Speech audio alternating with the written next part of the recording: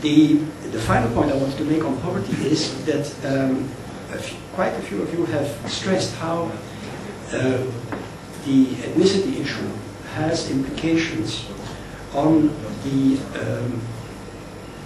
way we transfer new ideas, the way we transfer knowledge. But there is a cultural mindset that seems to determine their attitude towards new investment and enhancement of economic activity and market relationships in a very different way than what we are used to. And this is obviously a poverty dimension, a cultural side of poverty that we need to address. So this is one set of comments. My second set of comments relate to the strategic priorities.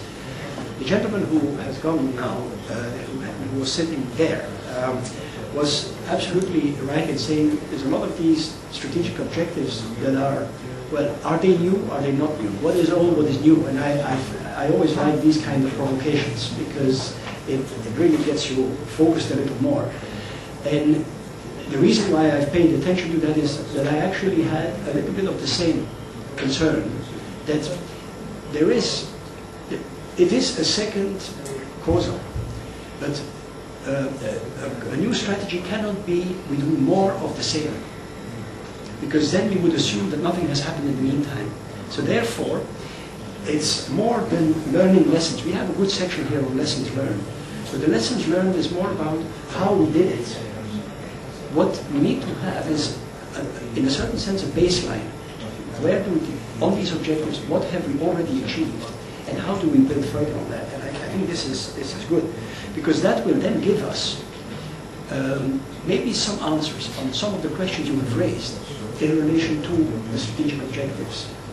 And if I take the first strategic objective about creating an enabling environment for investment in rural areas and increasing private and public sector investment leading to the value chains, I think the point that we need to look at the effectiveness, the efficiency and the effectiveness of the investment that has already taken place, I think is good. We will learn a lot of lessons. I'm not saying that we can necessarily do that in a strategy. It requires a lot more feasibility studies. So when we do that is a different story, but that needs to be done.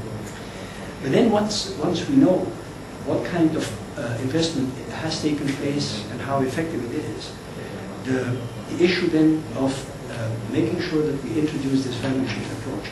And as the professor was highlighting, you know, the reality that very poor people don't think in terms of a commodity approach, or don't think in terms of the filière, as he was reminding us that it was called in French, I think it's something that we need to take on board. It's probably a gradual process that we need to demonstrate very clearly. But of course, if you start by helping them through land consolidation, if we are bringing higher value crops, that is a long educational process in the course of which one can bring the commodity approach to them. Now, again, two of you have actually highlighted that it's all nice and well to talk about land consolidation to increase agricultural productivity and bringing higher value crops in there, but let us not forget that at the end of the day we are talking about fragile ecosystems, that we need to do that in a prudent manner. So, now, this being said, with appropriate extension, of course, as the professor was also highlighting, this then being said is that we then have a higher quantity and quality of products on the market. And this is where your value chain management comes in. Somebody was stressing that a key activity that we need to bring in there is the issue of access to information.